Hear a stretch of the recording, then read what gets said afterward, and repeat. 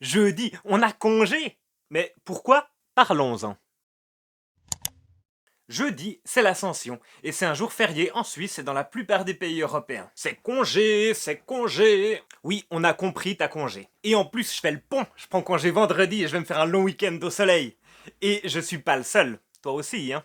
Alors pourquoi on a congé? Et surtout, pourquoi on a congé un jeudi et pas un vendredi qui est collé au week-end, qui fait qu'on n'a pas besoin de prendre un jour de congé pour avoir un long week-end? Alors comme la plupart des jours fériés, à l'origine, il y a une célébration. Et l'État décide de férier un jour pour que les habitants de ce pays puissent participer à la célébration. Alors ça peut être une célébration religieuse, comme Pâques ou comme Noël, parce que ouais, Noël c'est une fête religieuse à la base. Et puis ça peut aussi être une célébration politique, par exemple la fête nationale, qui a pour but d'éveiller un patriotisme à l'échelle nationale. Cher Roman, vous faites partie de l'État fédéral suisse, hein? Et l'Ascension, à l'origine, c'est aussi une fête. Et ça fait 1600 ans qu'on fête l'Ascension. Donc bien avant qu'il y ait un État, bien avant qu'il y ait un droit du travail qui donne un jour de congé pour ça.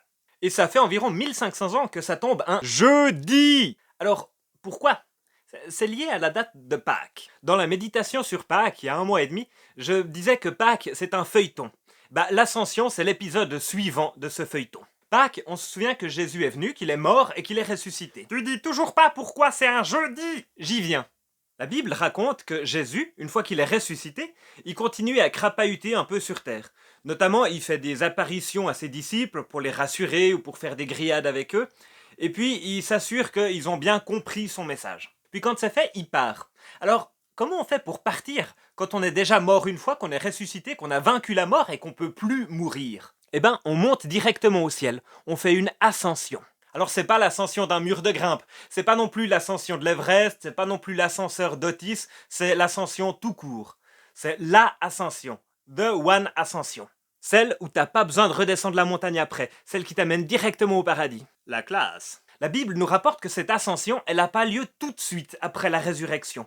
Jésus marche encore beaucoup de temps sur la terre.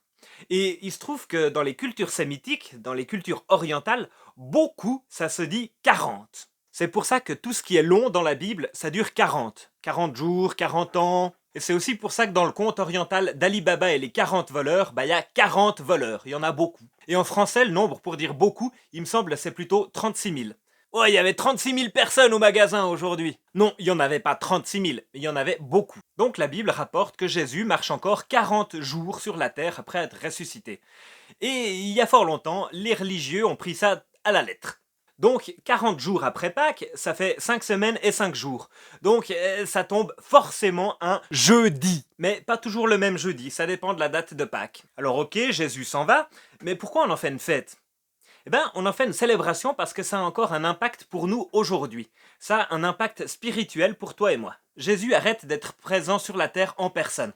Donc aujourd'hui, ça sert à rien d'aller en Palestine pour aller le trouver pour qu'il te guérisse un bobo. Il y est plus. En tout cas, il y est plus physiquement. Et en partant, il change son mode de présence. Il devient présent comme Dieu. Donc à la fois, il est bien présent, il est présent dans nos cœurs, il est présent dans les rencontres qu'on fait, dans les gens, et à la fois, il est présent au ciel, avec Dieu, en dehors de l'espace et du temps. Et là-bas, il prie pour nous. Donc là, il continue sans cesse à faire le pont. Donc lui, il fait pas seulement le pont le vendredi de l'Ascension alors? Non, je veux dire, il continue à faire le pont entre nous les humains et la réalité de Dieu qui dépasse tout ce qu'on peut comprendre.